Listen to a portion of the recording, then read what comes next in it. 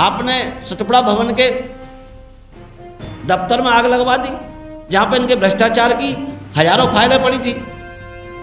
तो ऐसे भ्रष्टाचारियों को सजा देने के लिए, अपने अधिकारों को प्राप्त करने के लिए, अपने बच्चों को अच्छी शिक्षा और फ्री में शिक्षा दिलाने के लिए, पढ़े लिखे नौजवानों को रोजगार के लिए, किसानों को समय पर खाद और बीज मिले, समय पर बिजली मिले, उनके लिए पानी की व्यवस्था हो, उनके फसल का सही दाम मिले, इन सब चीज़ों के लिए सिर्फ हमें इस 2023 में एक ही काम करना है और संकल्प के साथ करना है।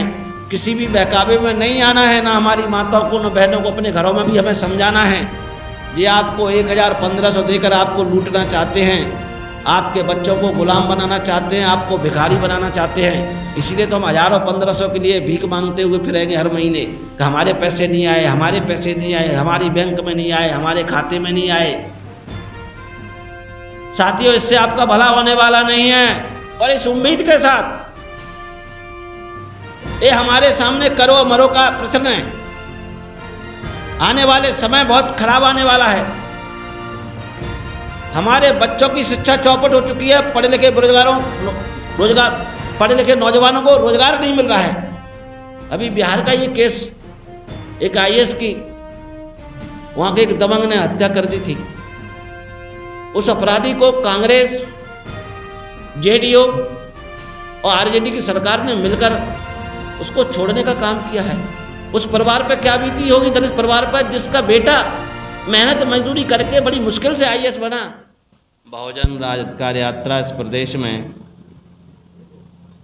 पिछले 26 अप्रैल से फूलबाग मैदान, डॉक्टर भीमराव अंबेडकर पार्क से शुरू होते हुए ग्वालियर संभाग, चंबल संभाग, सागर संभाग, रीवा संभाग से होते हुए आपके जबलपुर संभाग में पहुंची। जबलपुर संभाग से इधर बालाघाट पहुंची है।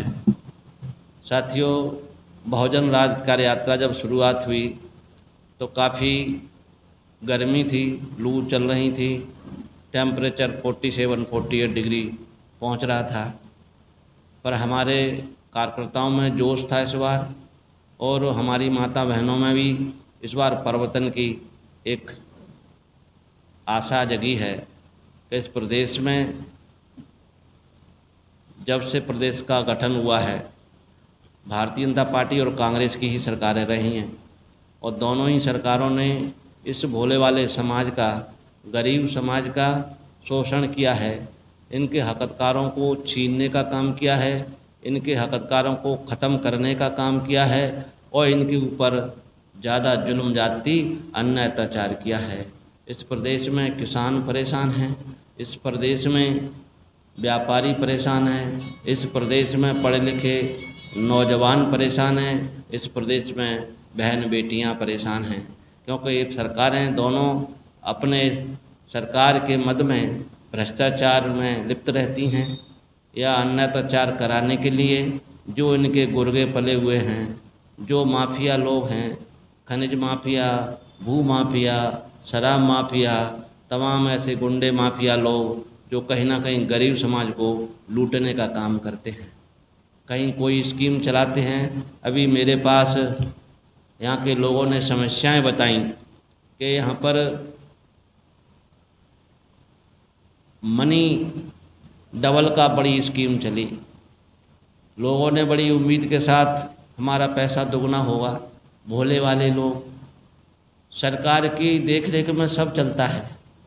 जब ये स्कीम चलती है और स्कैम निकलता है, स्कीम चलती है, स्कैम निकलता है, पर ये सरकार और सरकार के जो पुलिस के लोग होते हैं और उनके लोकल के नेता, विधायक, सांसद होते हैं, कहीं ना कहीं उनकी देखरेख में सब फलता फूलता है। महाशय सोमेंद्र कंकराइन के द्वारा स्कीम चलाई गई कि आप पैसा दोगे, और उनके पास अलग अलग स्लैब हुआ करती थी, बताते हैं 15 दिन की, 1 महीने की, 2 महीने की, और इससे काफ़ी क्षेत्र के लोग प्रभावित हैं। महाराष्ट्र के लोग भी प्रभावित हैं, छत्तीसगढ़ के लोग भी प्रभावित हैं, और ये रहने वाले बालाघाट ज़िले से हैं। बालाघाट ज़िले में इन्होंने हजारों ऐसे गरीब परिवारों का धन इकट्ठा कर लिया, इस लालच में कि दुगना मिलेगा। आज ऐसे हजारों परिवार पीड़ित हैं और उनको न्याय नहीं मिल रहा है। पुलिस ने इनको अरेस्ट कर लिया, इनके जो भी पैसे जब्त किए। भाई ये आपका काम है, कानून का काम है कि कौन आपके ज़िले में, आपके प्रदेश में गलत कर रहा है, कौन से गोरख धंधे चला रहा है, कौन सा स्कैम कर रहा है। आप उनको कानून के दायरे में रहकर उनको सज़ा देने का काम करें। पर जिन गरीबों के साथ अन्याय हुआ है उन गरीबों के पैसे को ये सरकार लौटाने का इंतजाम करे। इसलिए मैं आप लोगों से कहता हूं कि आप बहुजन समाज पार्टी की सरकार बनाइए, आपका एक एक पाई का हिसाब करवाने का काम बहुजन समाज पार्टी प्रयास करेगी। साथियों, ये क्षेत्रीय समस्याएं मुझे मिलती हैं, कहीं पानी की समस्याएं मिलती हैं, तो कहीं स्कूल की समस्याएं मिलती हैं, तो कहीं खेल के मैदान की समस्याएं मिलती हैं, तो कहीं राशन की समस्याएं मिलती हैं। किसी दूर क्षेत्र होता है ज़िले से, हेडक्वार्टर से, तो ज़िले बनाने की समस्याएं भी मिलती हैं। आपके इस लांजी में भी ज़िले की काफ़ी लंबे समय से मांग चल रही है। कानूनविद नियमों का पालन करते हुए और जनमानस और जन भावनाओं का सम्मान करते हुए दूरी के हिसाब से आपकी जो मांग है, बहुजन समाज पार्टी ऐसे गरीब भाइयों के साथ और जनमानस के साथ हमेशा खड़ी रही है और आज भी खड़ी है, और सरकार बनने के बाद आपकी मांग के लिए भी आपके साथ खड़ी होगी। हो सके तो बहुजन समाज पार्टी आपके ज़िले को भी बनाने का काम करेगी।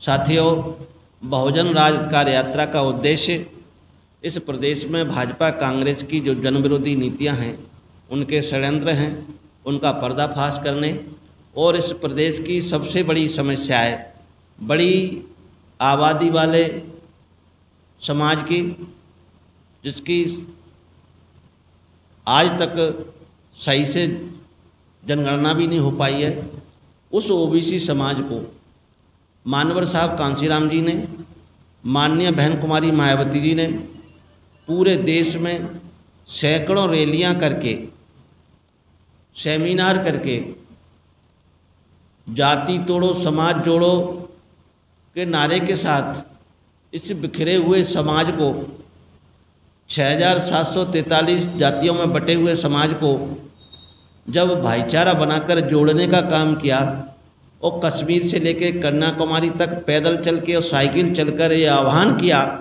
और जब ये कारवा बढ़ा और भाईचारा बना और मानवर साहब कांशीराम जी के साथ हुजूम चल पड़ा, तब मानवर साहब कांशीराम जी ने 14 अप्रैल 1984 को बहुजन समाज पार्टी का गठन किया।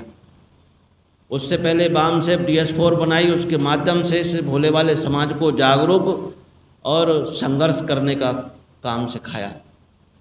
साथियों, जब बहुजन समाज पार्टी का गठन किया तब मानवर साहब कांशीराम जी ने नारे दिए का वोट हमारा राज तुम्हारा, नहीं चलेगा नहीं चलेगा, जो ज़मीन सरकारी है वो ज़मीन हमारी है, मंडल कमीशन की रिपोर्ट लागू करो वरना कुर्सी खाली करो, जिसकी जितनी संख्या भारी उसकी उतनी हिस्सेदारी। जब ये नारे गगनभेदी लगने लगे, ज़मीन से नारे लगे, आसमान में सुनाई देने लगे, तो ये मनुवादी लोग घबराने लगे। इन्होंने ओबीसी समाज के ऐसे लोगों को गुमराह करना शुरू कर दिया जैसे बाबा साहब के समय पर जब साइमन कमीशन का गठन हुआ था और इस समाज के अधिकार की बात बाबा साहब ने अंग्रेज़ों के सामने रखी थी, तब ये पिछड़ गए। इसीलिए इनको ओबीसी में डाला गया, अन्य पिछड़े जाति में डाला गया, इनकी अलग से सूची बनाई गई।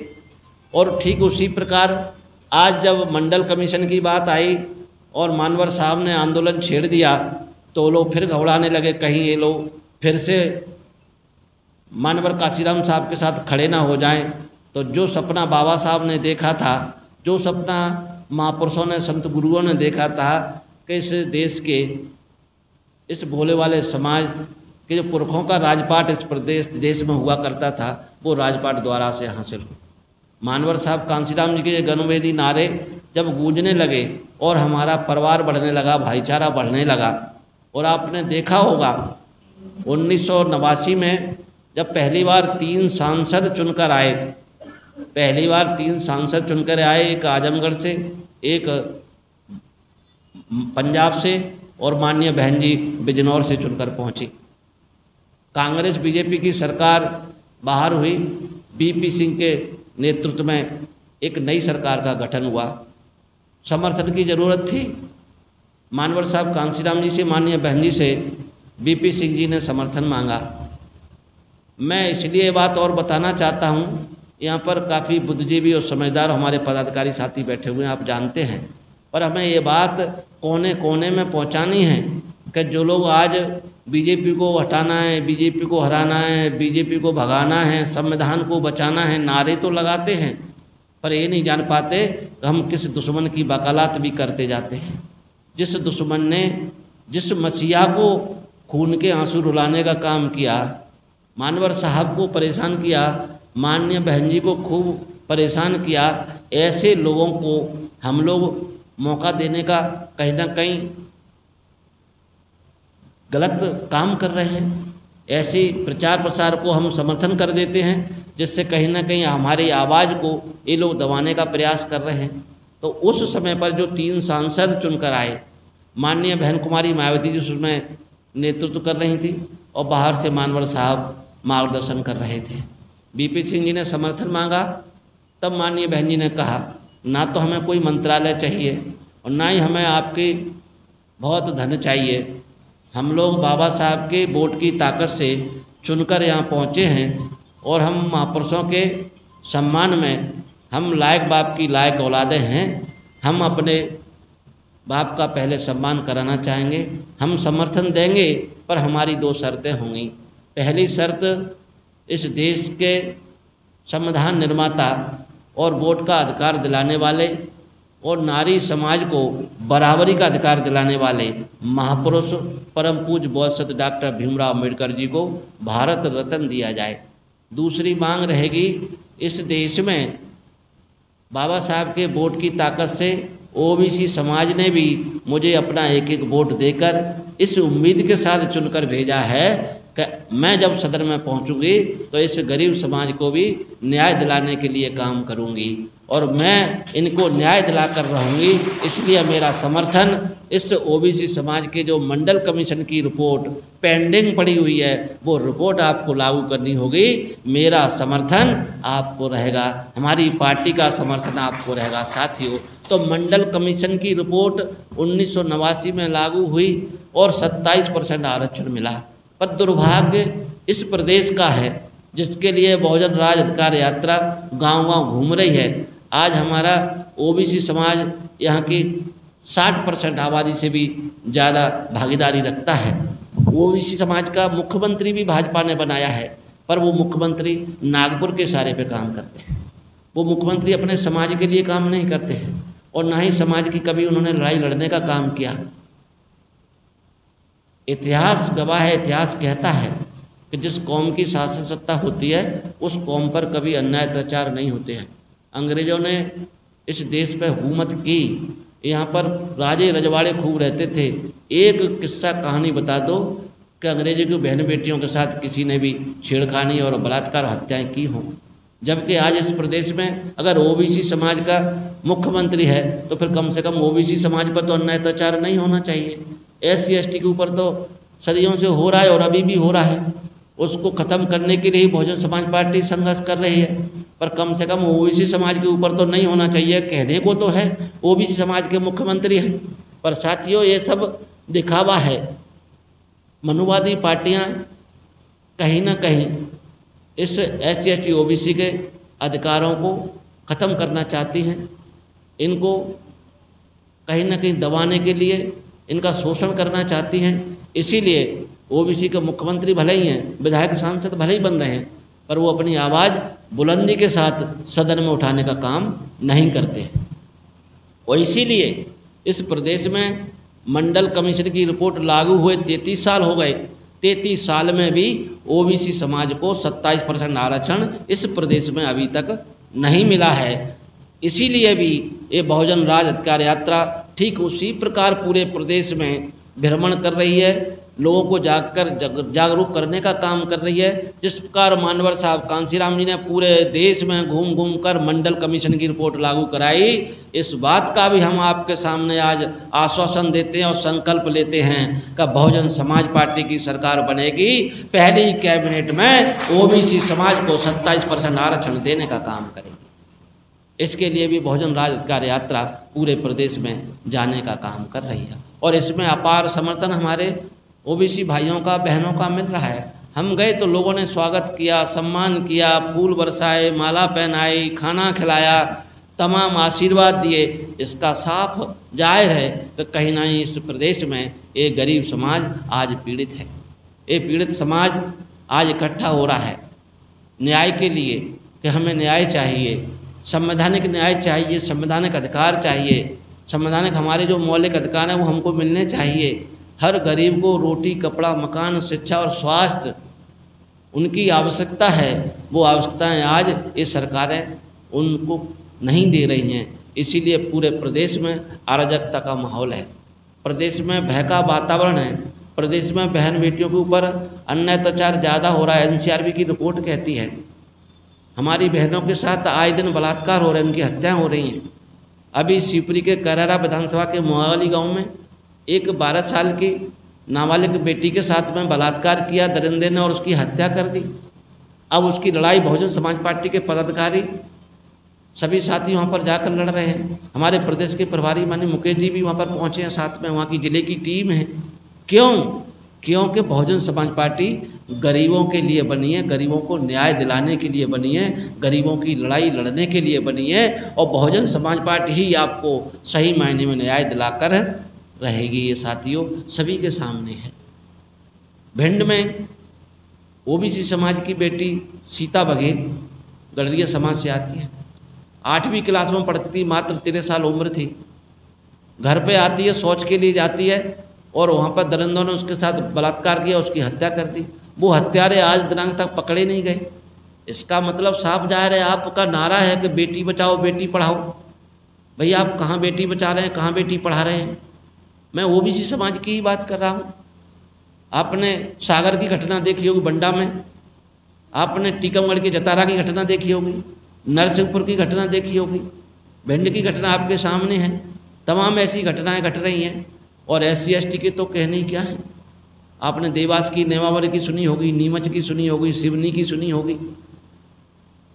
मतलब इनके साथ बलात्कार, इनकी हत्याएं। और दलित समाज की आज भी, अभी भी छतरपुर की आज ही कल में पूरा पेपर में छाया हुआ है कि दलितों को जूते पहनकर मोटरसाइकिल पर बैठकर घर के सामने से नहीं निकलने देते। इस देश में संविधान की धज्जियां नहीं उड़ रही तो क्या है ये? प्रदेश में अगर कानून का राज है तो कौन मना कर सकता है कि हमारे घर के सामने से आप बाइक पर बैठ के नहीं निकल सकते?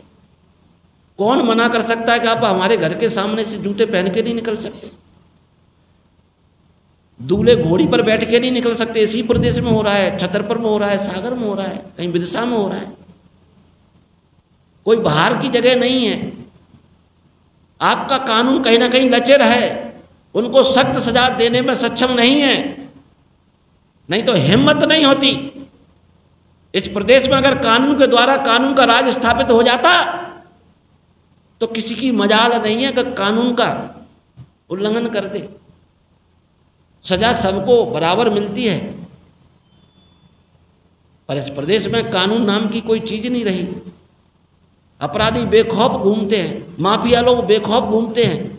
भ्रष्टाचार चरम सीमा पर इसलिए करते हैं, कोई उनको पकड़ने वाला नहीं है, कोई उनकी जांच करने वाला नहीं है। चाहे वो कांग्रेस का हो, चाहे बीजेपी का। कांग्रेस बीजेपी के लोग मिले जुले लोग हैं, एक ही ताली के चट्टे बट्टे हैं। एक सांपनाथ एक नागनाथ है, दोनों ही एक दूसरे पर आरोप लगाते हैं।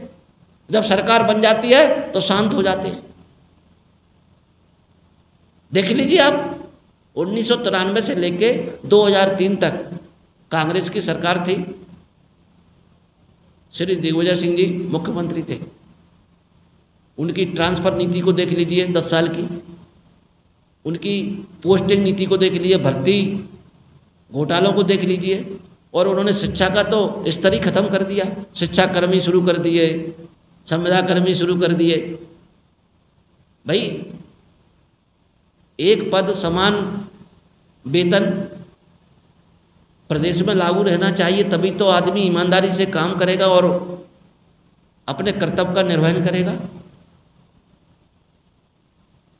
पेंशन बंद कर दी। बताइए, जब बुढ़ापे में आज नौकरियां नहीं मिल रही उनके बच्चों को और उनके पास बुढ़ापे में कोई सहारा नहीं हो, तो बताइए वो कहाँ जाएंगे। दिग्विजय सिंह सरकार ने राज्य परिवहन विभाग को खत्म कर दिया। जहाँ सरकारी बसों में कम किराए में हमारे लोग आवागमन करते थे, अपनी ज़रूरतों को पूरा करने के लिए इधर से उधर जाते थे, काम धंधे के लिए जाते थे, सिर्फ इसलिए कि कहीं ना कहीं दबंगों को, बाहुबलियों को या धन्ना सेठों को, बड़े लोगों को जिनके पास बसें होती थी, उनकी बसों को फायदा पहुंचाने के लिए आपने सरकारी विभाग को ख़त्म किया। और कांग्रेस ने शुरुआत की है इस देश को बेचने की। बीजेपी उससे 4 कदम आगे निकल गई। आपने 60 साल में बेचा, उन्होंने 10 साल में बेच दिया। फर्क कहाँ रहा? इसीलिए तो बहुजन समाज पार्टी कहती है एक सांप नाथ एक नाग नाथ है, दोनों के फनों में जहर है। और आप वोट रूपी ताकत से उनको दूध पिलाने का काम करते हैं। आप दूध पिला के उनको राजा बनाओगे तो क्या वो आपकी सेवा करेंगे? वो हमको डसने का काम करेंगे। वो ही हो रहा है। जब जब चुनाव हुए हैं वो बात आज हमको एहसान मानना चाहिए बाबा साहब का, परम पूज्य डॉक्टर भीमराव अम्बेडकर जी का, कि जिन्होंने अपने 4-4 बच्चों की कुर्बानी देकर, एक टाइम भूखे रहकर, शिक्षा दीक्षा ग्रहण करके इस देश का गौरव बनकर वोट की लड़ाई लड़ी और हमें इस देश में लोकतंत्र स्थापित करके खुद को राजा बनने का मौका दिया। खुद को भी, आप भी राजा बन सकते हैं। आप ऐसे काम करिए। इस देश के राजतंत्र को ख़त्म किया। एक साथ सारी रानियों के ऑपरेशन हो गए। अब राजा आपके वोट से पैदा होता है और वोट हमारा ज़्यादा है, गरीब समाज का ज़्यादा है। फिर गरीब समाज राजा क्यों नहीं बन पाता है? क्यों इन पूंजीपतियों के, धंधा सेठों के चक्कर में फंस जाता है? क्यों इनके पैसों के लालच में आ जाता है? और वही लालच आज फिर ये लोग हमारे सामने हमारी बहनों को गुमराह करके देना चाहते हैं। स्कीम निकाल दी लाडली बहना योजना। कांग्रेस भी पीछे नहीं, उन्होंने स्कीम निकाल दी नारी सम्मान योजना। 500 में सिलेंडर। भाई 500 में सिलेंडर आपने अभी घोषणा की, आपकी सरकार राजस्थान में 2018 से है, आपकी सरकार छत्तीसगढ़ में 2018 से है और मध्य प्रदेश में भी 15 महीने की सरकार रही, तब आपने ये 500 रुपये का सिलेंडर क्यों नहीं दिया? तब आपने अपनी बहनों को नारी सम्मान की बात क्यों नहीं की? नारी सशक्तिकरण की बात क्यों नहीं की? क्या आपके समय पर बहनों पर, बच्चों पर, इस SC ST के लोगों पर अन्याय अत्याचार नहीं हुए? शिवपुरी में छोटे छोटे 2 अनुसूचित जाति के बच्चे शौच के लिए चले गए तो दबंगों ने उनको पीट पीट कर मार डाला, कांग्रेस के शासन में ही। गुना में जो लोग जमीन को बटाई पर कर रहे थे और सरकार ने उनकी फसल को उचाड़ने का काम किया, इनकी सरकार में। आप इस प्रदेश में आपने झूठ बोला कि 2 अप्रैल 2018 में जो SC ST एक्ट के बदलाव के विरोध में जनसैलाब उमड़ा था, हम उनके केस वापस लेंगे, लिए आपने। कांग्रेस बीजेपी में कोई फर्क नहीं है। आपने कहा हम रोजगार देंगे, कौन सा रोजगार दिया? कितनी आपने फैक्ट्री खुलवाई, कितना आपने लोगों को स्वरोजगार दिया? और कौन सा नारी सम्मान किया आपने, जो आज 1500 रुपये की बात करते हैं? किसी ने इनके बच्चों के शिक्षा की बात नहीं की। किसी ने, ना कांग्रेस ना बीजेपी, इनके जो पढ़े लिखे बच्चे हैं जो नौकरी के लिए दर दर भटक रहे हैं, उनके रोजगार की बात नहीं की। सिर्फ आपको हम नारी का सम्मान करेंगे, लाडली बहना योजना के नाम पर अपनी बहनों को 1000 रुपये देंगे। इसके लिए भी बड़ा मंच लगाया जाता है। मामा जी माइक लेकर हजारों बहनों को नाटक कर करके, घूम घूम के, मटक मटक के ये एहसास दिलाते हैं कि आपका भाई सब कुछ आपको देने वाला है। भाई क्यों दे रहे हो आप? क्यों इन बहनों को अपंग बनाना चाहते हो? देना है तो उनके बच्चों को फ्री में शिक्षा दो, जिसको आप खत्म करने जा रहे हो। इस प्रदेश के हजारों स्कूल आपने बंद कर दिए। इस प्रदेश में जब जनसंख्या बढ़ रही है तो स्कूल कम कैसे हो सकते? उसके अनुपात में स्कूल विद्यालय तो होना चाहिए। वो तो हमारी नींव है, नीड है, अधिकार है, मौलिक अधिकार में आता है शिक्षा का अधिकार, राइट टू एजुकेशन। आप उसको क्यों बंद कर रहे हैं? और आपने कहा हम रोजगार भी देंगे, रोजगार आपने नहीं दिया। आज प्रदेश में 1,30,00,000 तक बेरोजगारी की संख्या पहुंच गई है। लड़के लड़कियां अब आत्महत्या करने पे भी आ गए हैं। मैं भी सतना में बहुजन राज अधिकार यात्रा के दौरान घूम रहा था। एक रामपुर बाघेलान के क्षेत्र में गया था। एक 24 साल का एक कुर्मी समाज का बेटा था, जिसने एमटेक किया था। उसने फांसी लगा ली। बताइए क्यों? मैंने पेपर में ही पढ़ा है। ग्राम रोजगार सहायक, उसने आत्महत्या कर ली। क्यों? क्योंकि सरकार ने 6 महीने से उनको सैलरी नहीं दी। जो आउटसोर्सेज कर्मचारी हैं, बिजली विभाग में काम कर रहे हैं या अन्य सरकारी विभागों में कंप्यूटर ऑपरेटर के ऊपर काम पद पे काम कर रहे हैं, दैनिक वेतन भोगी हैं, आशा कार्यकर्ता, आंगनबाड़ी कार्यकर्ता हैं, या समुदाय शिक्षक है, समुदाय नर्स हैं, अतिथि विद्वान हैं, आंगनबाड़ी कार्यकर्ता भी हैं। तमाम ऐसे आउटसोर्सेस और डेली बेसिस या पर डे का काम करने वाले लोग हैं। उनको इन सरकारों ने 6-6 महीने से सैलरी नहीं दी। उनके बच्चे भूखे मर रहे हैं, उसकी बात नहीं आप करेंगे। उनके बच्चों को फ्री में शिक्षा देने की बात नहीं करेंगे। जो पढ़े लिखे हैं उनको रोजगार देने की बात नहीं करेंगे। जिन बहनी बेटियों के ऊपर अन्याय अत्याचार हो रहा है उनके सुरक्षा की बात नहीं करेंगे। सीता बघेल 13 साल की बच्ची भिंड में शौच के लिए जाती है और उसका बलात्कार करके हत्या हो गई। आज दिन तक उनका पता ही नहीं है। मामा की पुलिस कहाँ सो रही है? वहाँ का कलेक्टर क्या कर रहे हैं अभी तक? क्यों नहीं अभी तक संज्ञान मिला? कौन नहीं उसकी जांच बैठी? क्यों नहीं उस पर सीबीआई आपने बिठाने का काम किया? क्या वो बच्ची बच्ची नहीं है? ठीक उसी प्रकार जिस प्रकार कोरोना की आपदा में इस प्रदेश के गरीब लोग अपना पेट पालने के लिए, मेहनत मजदूरी करने के लिए अन्य प्रदेशों में गए, भगदड़ मची, वहाँ पर उनके खाने के लिए परेशानी, सरकार के पास कोई इंतजाम नहीं उनको वहाँ से लाने के लिए, उनके पास बसें नहीं, और अमीरों के बच्चों को विदेशों से आप हवाई जहाज़ों से लेकर आ रहे हो। वैसे ही व्यवहार आज भी कर रहे हो आप लोग। जिस बच्ची के साथ अन्याय हुआ, जिस माँ बाप के दिल पर क्या गुजर रही होगी, ये आपको सोचना चाहिए। पर उनको तो कोई चिंता नहीं है। चिंता सिर्फ है तो आपके वोट की है कि आप वोट हमें दे दो, आप हमारी सरकार बनवा दो, हम आपको 1,000 रुपये महीना देंगे, 12,000 देंगे।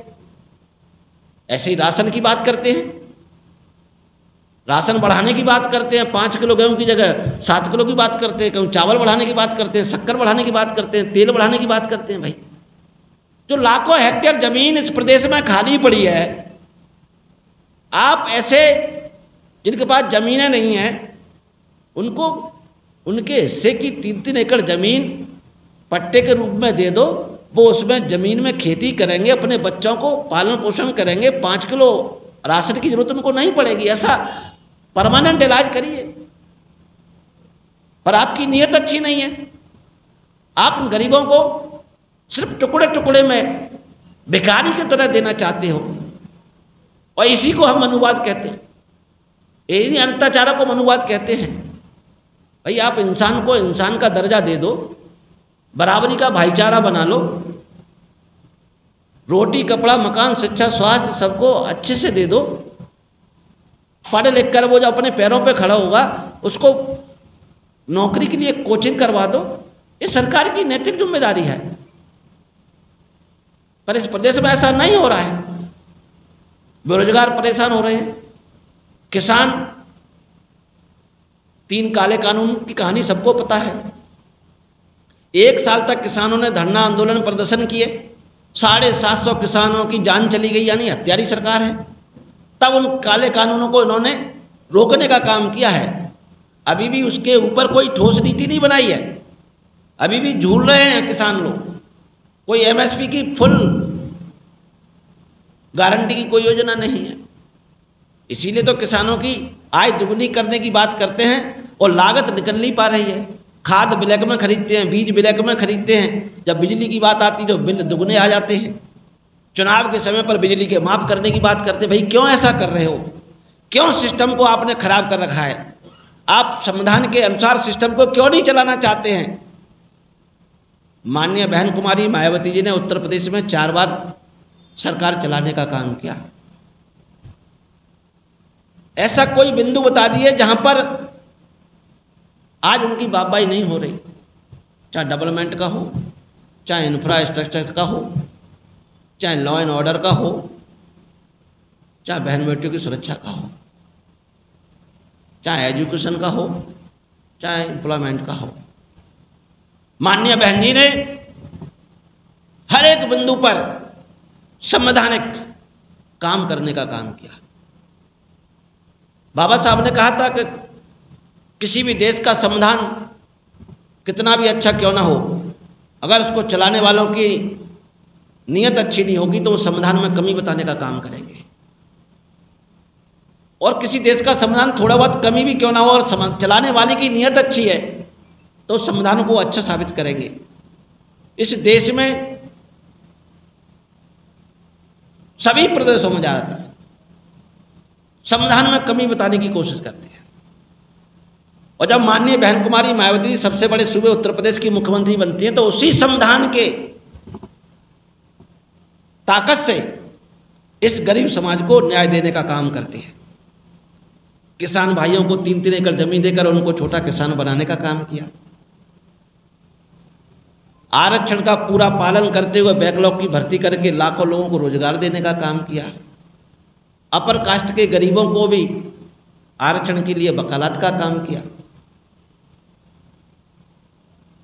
जो बहनें 10वीं के बाद पैसे के अभाव में और सुरक्षा के अभाव में घर बैठ जाती थी, माता सावित्रीबाई छात्रवृत्ति योजना लागू करके उनको 11वीं और 12वीं में 25,000 की छात्रवृत्ति देकर, एक साइकिल देकर, फ्री में किताबें देकर, यूनिफॉर्म देकर उनको आगे बढ़ने का मौका दिया। कॉलेज तक एक भी पैसा गरीब बच्चों से नहीं लिया जाता था, फ्री में उनको शिक्षा देने का काम किया।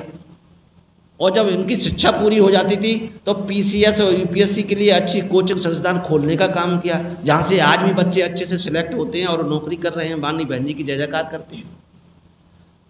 माननीय बहन जी ने एक्सप्रेस वे बनाया जिसकी आज भी तारीफ होती है।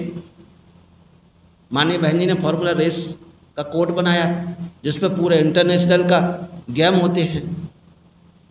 माननीय बहन जी ने नोएडा, ग्रेटर नोएडा का कितना डेवलपमेंट किया है। और जिस बाबा साहब की ये लोग आज जयंती मनाने का बात करते हैं, जय भीम बोलने की बात करते हैं, उन बाबा साहब को 6 दिसंबर 1956 को इनके पास दिल्ली में 6 फुट जगह अंतिम संस्कार के लिए नहीं थी। 30 माननीय बहन जी के अंदर थी। दिल्ली में हमारा अभी कब्जा नहीं है।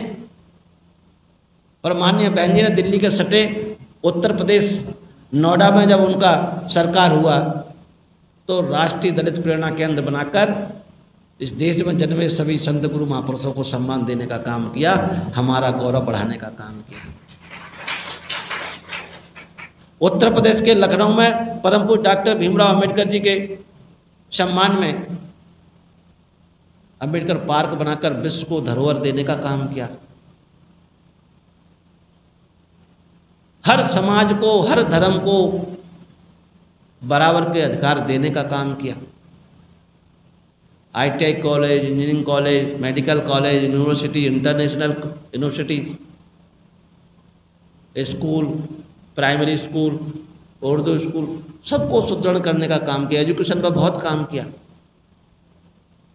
डॉक्टर भीमराव अंबेडकर ग्राम योजना लागू करके उन गांवों का विकसित करने का काम किया।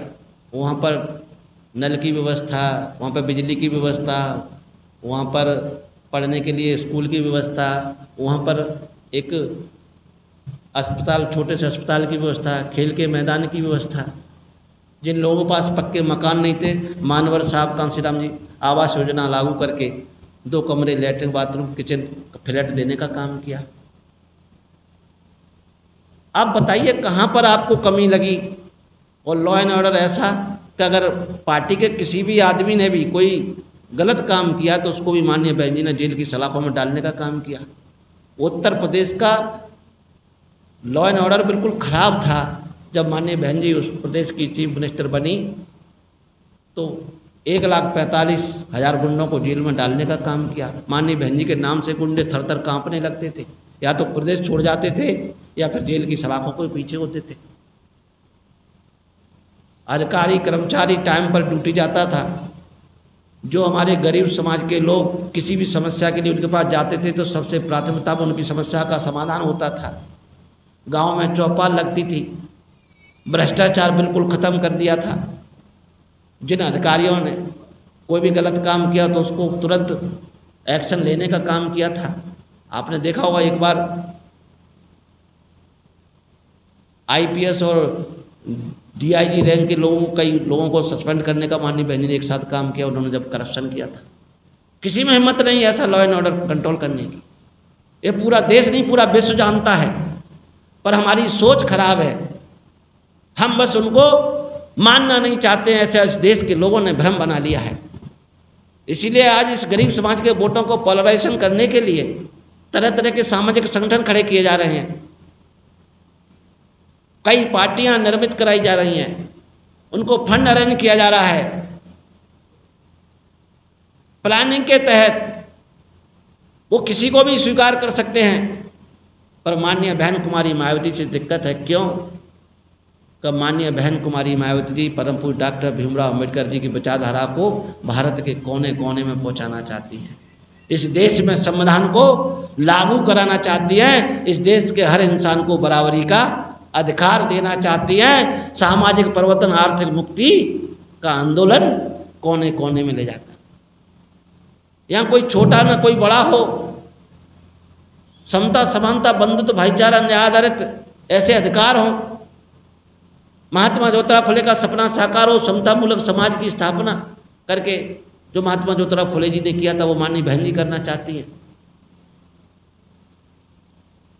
जब हमारे देश के प्रधानमंत्री जाते हैं तो वो भी कहते हैं मैं बुद्ध की धरती से आया हूँ। तो फिर बुद्ध की धरती से आया हो तो बुद्ध की धरती पर तो ऐसा भेदभाव नहीं होता चाहिए। उनके सांसद, उनके अधिकारी खुद इस बात से पीड़ित हैं कि हमारे साथ भेदभाव होता है, और माननीय प्रधानमंत्री विदेशों में भाषण देते हैं कि हमारे यहाँ कोई भेदभाव नहीं होता है। दोहरा चरित्र, इसीलिए इस देश का संविधान खतरे में है। पर इसकी दुहाई दूसरे लोग ऐसे देते हैं कि हम इसको बचाने का काम करेंगे कहीं ना कहीं, जबकि उनका बैक सपोर्ट रहता है। आप बता दीजिए जितने भी SC ST के ऊपर बड़े अपराध दबंग लोगों ने किए हैं और कोई उनके नातेदार रिश्तेदार निकले आते तो कितनी आवाज उठाते हैं। अभी बिहार का ये केस एक IAS की, वहाँ के एक दबंग ने हत्या कर दी थी।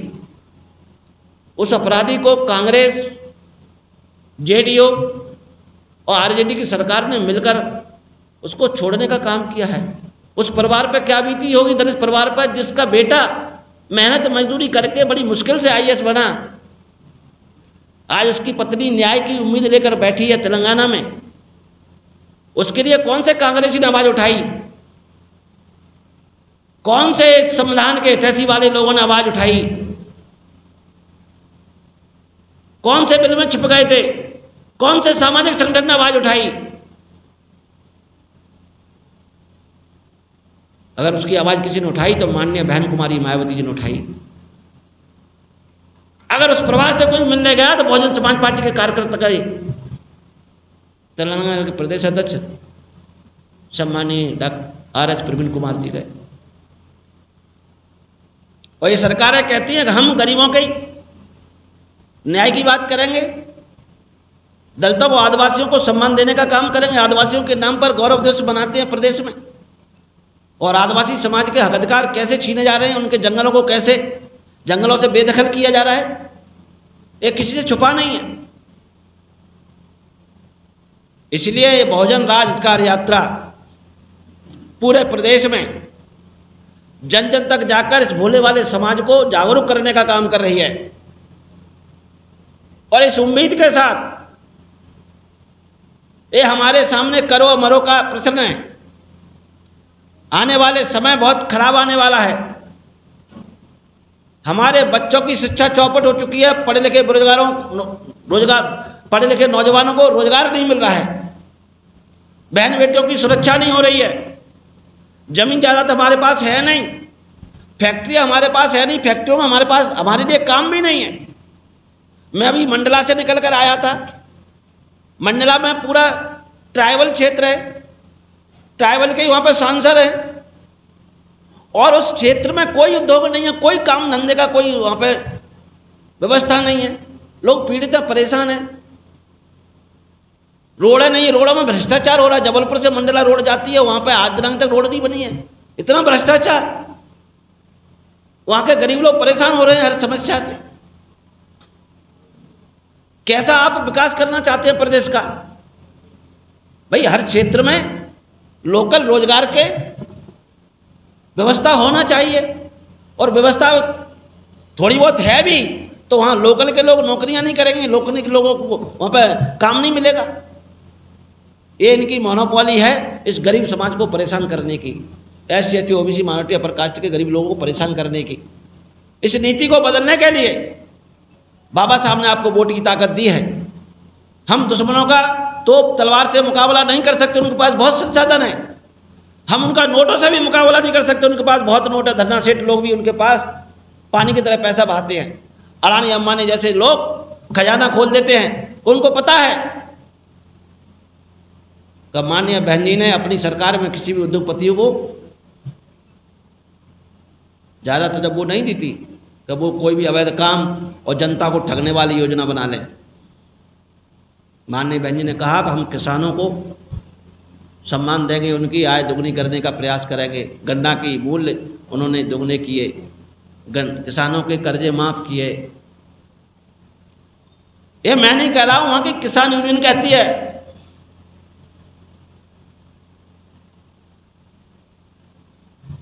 और इस प्रदेश में और देश में ऐसे उद्योगपतियों के सारे पर कानून बनाए जा रहे हैं। बैंकों को घाटे में लाया जा रहा है। बैंकों से लाखों करोड़ रुपए लोन दिलवाकर बैंकों को चूना लगाया जा रहा है। वो पैसा किसका है? आप लोगों का है, हमारा है। और ये लोग उसको स्कैम कर रहे हैं। और इस प्रदेश में भ्रष्टाचार, व्यापम घोटाला आपने सुना है। इस प्रदेश में लाखों बच्चे कुपोषित हैं, उनके पोषण आहार में घोटाला इस सरकार कर रही है। इस प्रदेश में यूनिफॉर्म खरीदने के नाम पर अरबों रुपए का घोटाला हो रहा है। आयुष्मान कार्ड के नाम पर लाखों हॉस्पिटल खुलवाकर अरबों रुपए का उनमें घोटाला हो रहा है। उन्होंने कौन सी योजना चलाकर उनमें स्कैम हो रहे हैं। पुल का निर्माण में इन्होंने घोटाला कर दिया। ना तो सीमेंट उनमें सही से लगाई, ना सरिया लगाया, ना उसमें अच्छा गिट्टी लगाने का काम किया। 2 महीने पहले बरसात 2 साल पहले बरसात हुई थी, बाढ़ आ गई थी, तो भाजपा शासन में या कांग्रेस के मिले जुले लोगों ने अपनी सरकार में जो पुल का टेंडर पास किया और जिन ठेकेदारों ने पुल निर्माण किया, उसमें इतना घटिया सामग्री लगाने का काम हुआ कि वो पुल उस बाढ़ में ढह गए। अंग्रेजों के 100 साल बने पुल अभी भी हैं और आपके 1 साल नहीं चल पा रहे। अभी निवाड़ी जिले में बेतवा नदी पर ओरछा नगरी में बना हुआ है पुल, उसमें भी क्रैक्स आ गए। भाई आपके अधिकारी कर्मचारी नेता कितना भ्रष्टाचार करेंगे?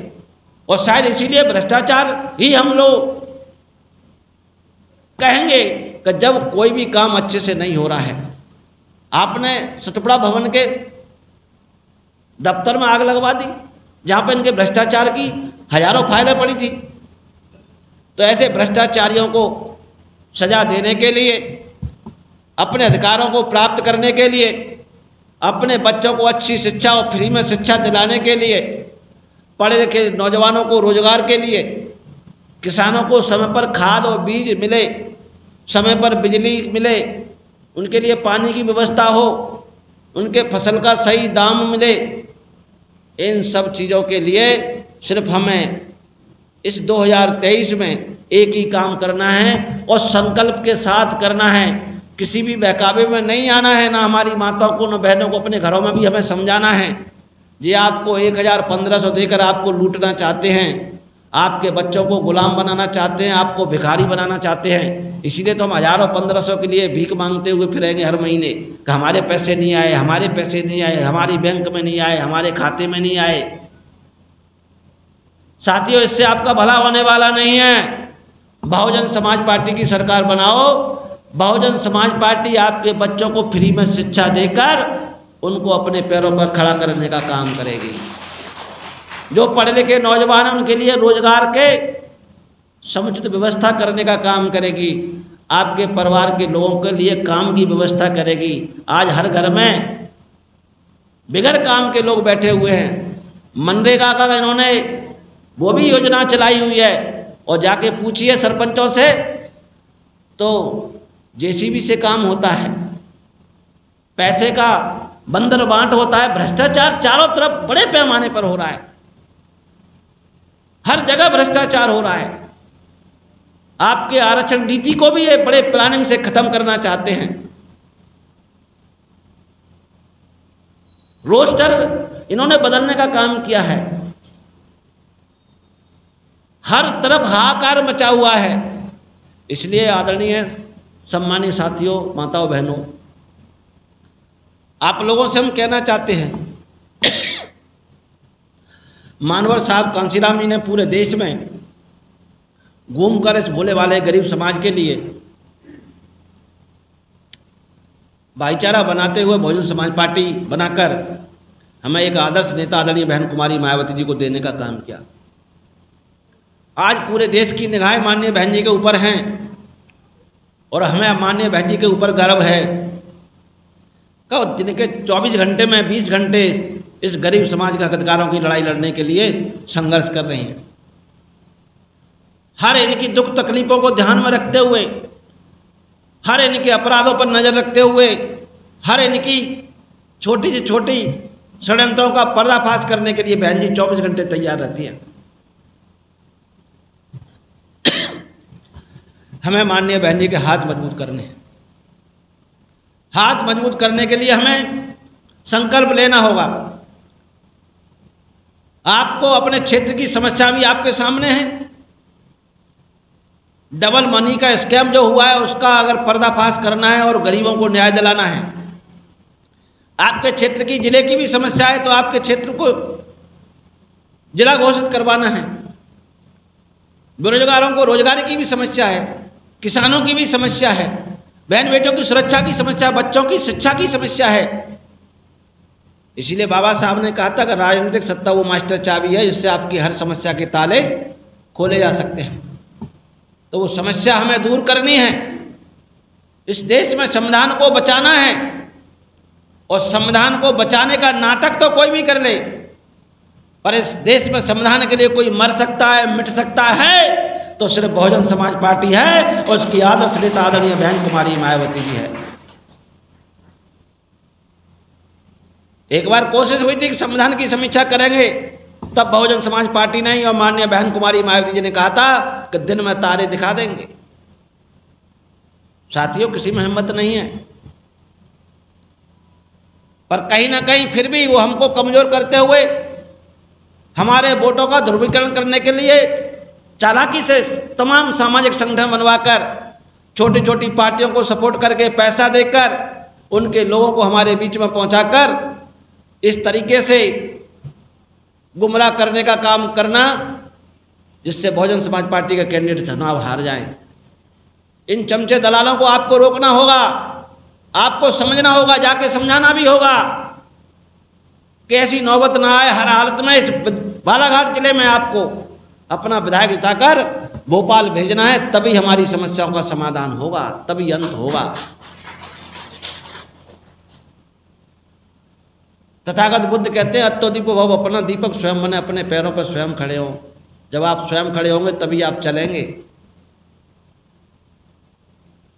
कबीरदास जी भी कहते हैं करवैया वाला अपनी छाड़ बनानी आस, और जाके गए नदिया बहत भूखे मरत प्यास। हमारा वोट ज़्यादा है तो सरकार हमारी बनना चाहिए। हम सरकार दुश्मन की बनाते हैं और फिर उम्मीद करते हैं कि वो हमारे रक्षा करे, हमारे अधिकारों को देने का काम करे। साथियों, ना कांग्रेस ना बीजेपी दोनों एक ही थाली के चट्टे बट्टे हैं।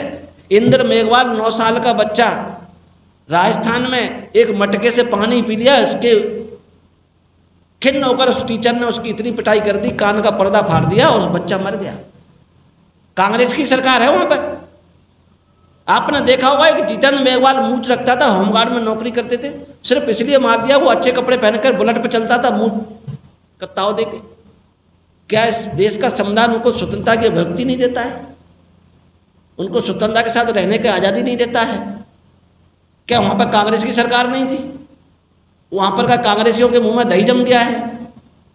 क्यों नहीं अभी तक उस गरीब को न्याय मिला है? उसकी अगर किसी ने लड़ाई लड़ी है तो बहुजन समाज पार्टी ने लड़ी है, और बहुजन समाज पार्टी के इकलौते राज्यसभा सांसद सम्मानीय आदरणीय इंजीनियर रामजी गौतम जी ने लड़ी है, जिन्होंने सदन में भी आवाज़ उठाने का काम किया। इस प्रदेश की तमाम समस्याओं को माननीय सांसद जी ने सदन में उठाने का काम किया है, जबकि SC ST के भी यहाँ पर तमाम सांसद और राज्यसभा के सांसद हैं। वो लोग सम्मान के लिए आज भाजपा पे आरोप लगा रहे हैं। मैं नहीं कह रहा, पेपर में कटेंगे। सुमित्रा वाल्मीकि जी कहती है कि मेरे साथ भेदभाव हो रहा है, मैं दलित हूँ इसलिए, और मोदी जी विदेश में कहते हैं कि हमारे यहाँ कोई भेदभाव नहीं है। किसकी बात सही मानेंगे आप? जिस पर बीतती है वो ही जानता है। आप उनको अधिकारों से वंचित कर रहे हैं तो अधिकारी तक इस्तीफा देकर स्वाभिमान को बचाने का काम कर रहे हैं। ये हमें आज समझना होगा। बाबा साहब ने वोट की ताकत आपको इसीलिए दी है कि आप अपने पैरों पर खड़े हो और अपना राजा बनाइए। सत्ता के इस देश में 2 मंदिर हैं, एक दिल्ली में एक भोपाल में, जाकर उन पर कब्जा कीजिए और अपने दुख तकलीफों का अंत कीजिए। अगर आपको इस देश में मनुवाद से अगर मुक्ति चाहनी है तो सिर्फ वोट की ताकत ही आपको इससे मुक्ति दिला सकती है, और आने वाले समय में आपके बच्चों को आज़ाद करा के उनको सम्मान दिला सकती है। और नहीं तो आने वाले समय में हमारे बच्चों को गुलामी से कोई बचा नहीं पाएगा। पूरा इंतजाम इन्होंने बना लिया है। आज हजारों स्कूल बंद किए हैं, कल लाखों बंद कर देंगे। इनके कई मंत्री ऐसा बयान दे चुके हैं कि हमने संविधान बना लिया है। कहीं ना कहीं हमको डराने का प्रयास कर रहे हैं। कानून का भी ये लोग सहारा ले रहे हैं। वो लिया था 20 मार्च को जब सुप्रीम कोर्ट का आदेश आया था, तब 2 अप्रैल का आंदोलन क्यों किया था? और धन्य हम ऐसे जाबाज वीर सपूतों को जिन्होंने अपनी कुर्बानी देकर इस समाज को जीवन दान दिया। इस समाज के रक्षा कवच को आपने जिंदा रखा, पर आज वो जिंदा शहीद हमारे बीच में नहीं है, पर वो अमर हैं। उनकी कुर्बानी बेजा नहीं जाने देंगे। इस प्रदेश में हर हालत में अब हम लोग, इस हॉल के अंदर जितने भी लोग बैठे हुए हैं, आप सब एक हजार के बराबर है। आप संकल्प लीजिए कि कुछ भी करना पड़े, माननीय बहन जी के हाथ मजबूत करने के लिए एक वोट हाथी के सामने वाला बटन दबाकर अपने क्षेत्र का विधायक भोपाल भेजने का काम करेंगे। लांजी से विधायक जिताकर भोपाल भेजकर माननीय बहन जी के हाथों को मजबूत करेंगे।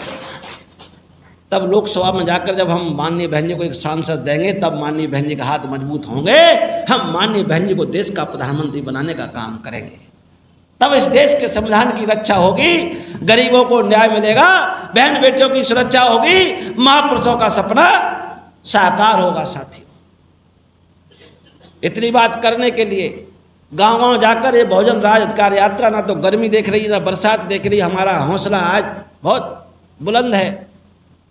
आपके प्यार और आशीर्वाद की वजह से, बुजुर्गों के आशीर्वाद की वजह से, अपने नौजवान साथियों के सहयोग की वजह से आज हमारे बहुजन मीडिया के साथी भी इस बहुजन राज अधिकार यात्रा का प्रचार प्रसार बड़े जोरों से कर रहे हैं।